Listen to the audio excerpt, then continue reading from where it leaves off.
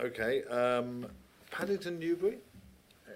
Anybody know about this? Oh, Just a comment on that and on electrification generally. I don't know the answer to the question. I don't know whether that formed part of the government's package of cuts or not. I sincerely hope not, because I think electrification was something that we worked long and hard as an industry over the last 3 years to convince government on, and managed to produce a complete reversal of government policy from 2007, when they were totally opposed to it, to earlier this year when Lord Adonis endorsed it and announced the electrification of Great Western.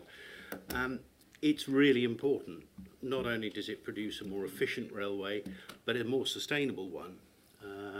It has significant operating cost savings, which ultimately will result in a railway that is cheaper for passengers.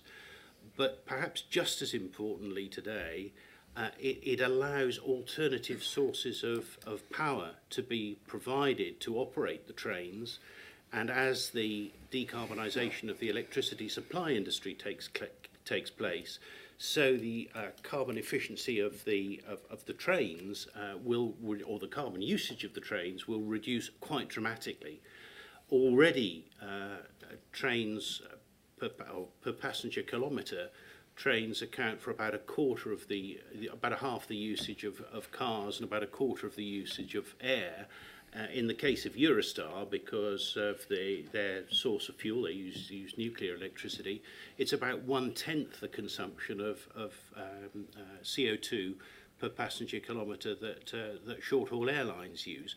So electrification is really important, not least because the proportion of network in the United Kingdom or in Great Britain is rather less than many other European countries. Now, obviously, it's the busiest part of the network that's electrified, so currently it accounts for about 55% of passenger kilometres, but compared with France, which is up in the 80s, and Switzerland, which is in the upper 90s, there's quite some way to go. Right. Alternative PPM measures? I'm not actually sure I mean, I mentioned that my understanding was that there was weighting by passenger loading, and I think that we do have to look at alternative measures as part of the debate about what we want for the next control period, and I think our research is designed to provide an input into that debate. Okay. Another round of questions. That might probably be the last one, so maybe I'll take four. There's a chap there and a chap further along that row. Richard Tyler, Coastway Rail Future. Question here really for Ashwin. On Southern we have pretty good on-train announcements, in fact sometimes too good, and it does really impinge on your trying to concentrate on the work or the book you're reading at the time. Do you have any contact with TOCs about that? Excessive announcements, right. And then there's a chap in a black suit over there. Chris Dale, CILT and Travel Watch Northwest. It's another one for Ashwin actually on managing disruption. He did mention Manchester Piccadilly Station, where it's one of those which has that very annoying female voice on the automated systems. When something goes wrong, they never seem to be able to get that working right. They start putting trains on wrong platforms, things that are cancelled are delayed. And then halfway through it, she tells us not to smoke while skateboarding in the rain or something. I hope you don't. Right. Is there anything can be done about that system? Good advice. The chap in the corner there, yeah, with the blue tie and the black jacket.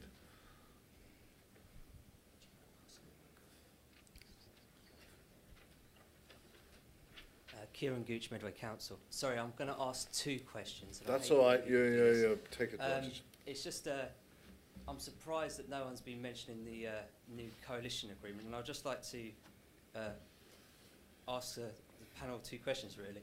First of all, it states we will make Network Rail more accountable to its customers.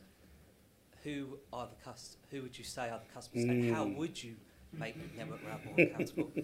And secondly, another one for Ashwin is we will turn the rail regulator into a powerful passenger champion. discuss. It's funny you should. I've just written my rail column, and in my rail column, I precisely said Network Rail. I precisely made this point. You'll see it on Saturday if you read Rail magazine, which is I asked exactly the question: who do they mean by customers? That's a good question. Okay. We've also got another question here. Could we have TOC bus operator, local authority, toilet opening and closing partnerships? That was handed in by a chap who then left, obviously. He's gone to the loo. His knee was caught, yes. That wasn't Paul Witherington. No, it wasn't. By any No, chance, no, was it? no. Right, Ashwin, the first two, first two are for you, yes. And Okay. On announcements, we had. We don't get passengers contact us to complain about the too many announcements, but there was a little bit of media discussion about it in respect to South West Trains about 6 to 9 months ago. So we were approached by a member of Parliament who had David Williams, wasn't it? Indeed, it was. Yes, he. I think it was his dictation that he wasn't able to do on the train, and so we had some conversations with South West Trains where we looked at the whether or not there was any rationalisation, how many announcements were compulsory. What we found out at the time was that apparently there are some rules about the frequency with which you have to do the security announcements, the skateboard in the rain while smoking type announcements that Chris made, and so South West Trains were complying with those rules. We had some discussion with them where we identified that at some of the Portsmouth stations, which are very close together, they didn't necessarily need to repeat all of the information on those. But a lot of the information is actually very helpful to many passengers. If your vision is limited, actually hearing an audible announcement is very important to you. And likewise, if your hearing is limited, you want to see the visual information scrolling across the screen. So actually, we also kind of found out from South West Trains whether in their complaints data, whether there was kind of a large number of these, and we found that there wasn't. There were actually kind of more people making the point that they wanted more information as there were people making comments about the announcements. So it's one that it raised its head, but it doesn't. It's not one that has a mass following, and one where there may be some things to do at the margins, and perhaps it's worth looking at the rules about how often you make security announcements. But by and large, actually, there are many passengers that find it very helpful.